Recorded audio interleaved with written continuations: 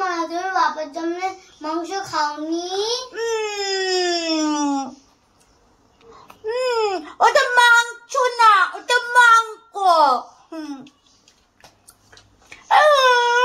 মেরেছে আমাকে। এখান থেকে নেখাবো না। খেলবো না আমি তোমার সাথে, যাও।